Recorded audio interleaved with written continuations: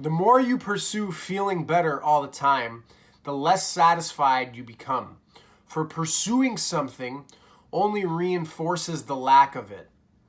That is a quote from Allan Watts when talking about what he refers to as the backwards law. What's going on, guys? Welcome back to my channel. Today's video is going to be all about the backwards law, and I'm going to tell you about how this law can change your life. So let's talk about that first quote that I just shared. The more you pursue feeling better all the time, the less satisfied you become. Pursuing something simply reinforces the fact that you lack it. Now, I can already hear people saying, oh, but Evan, does that mean that I should just have no ambition and that I should have no dreams that I should be chasing and no desires? That's not what I'm saying at all. And that's not what Allan is saying with this quote either. What he's pointing to is fundamentally about the nature of desire and positive and negative experience in relation to desire. So another way of saying what Allan said in that quote, which I believe more fundamentally points to his intended meaning, is that wanting a positive experience is a negative experience, and accepting a negative experience is a positive experience. So why is it called the backwards law?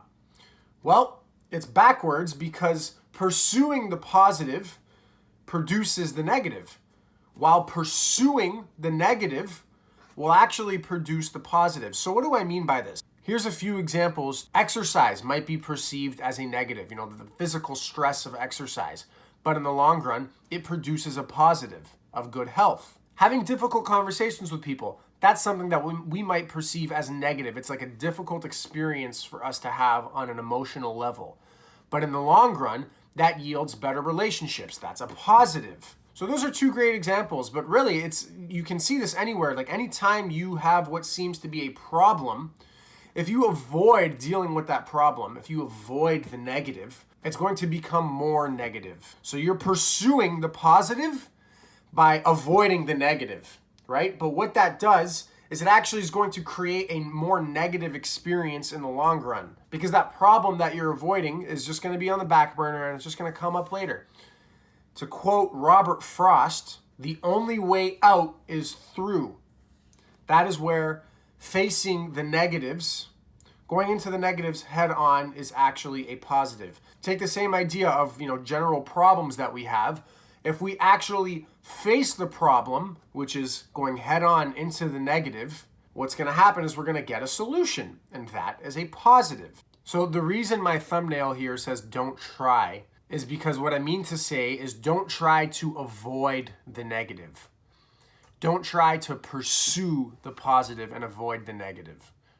Go head on into the negative. Accept the negative as a part of life, as a part of your process, and as a part of yielding the positive. And in doing so, the negative isn't actually going to be as negative as it once was. Accepting the negative is going to be a positive experience. This reminds me of the whole sentiment around the channel, the YouTube channel, Seek Discomfort, which is very famous. A lot of you are probably familiar with it. Their pretty much main message is go out and seek uncomfortable things. It's the name of their channel, Seek Discomfort, and that's what's going to be yielding your positive experiences, is when you're going head on into the negative. So the big takeaway from this is really just don't be avoidant of the negatives in your life, because that's just going to be more of a negative experience.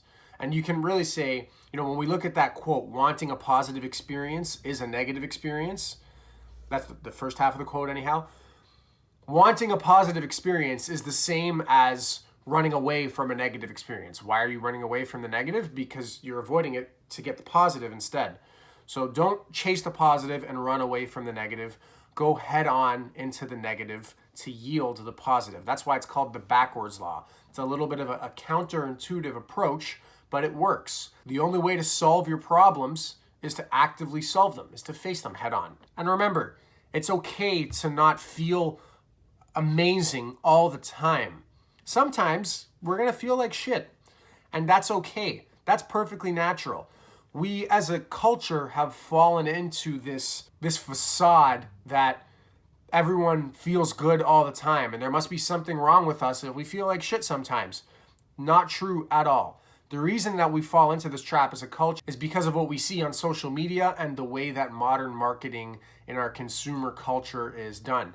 It's just made to make us think that everybody's feeling so good all the time, because that's all we're seeing is everybody feeling good about this and looking sexy and that and going on their new vacation and whatnot.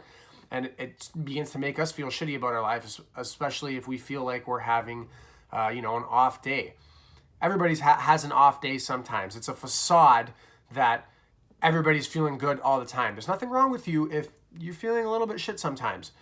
That's just part of life. So with that being said, the only way out is through, and the obstacle is the way. Hope you guys appreciated the video. If you did, be sure to give it a like and subscribe to my channel for more content like this. Let me know what you thought in the comments down below. Thanks for watching. Take care. Have a good one.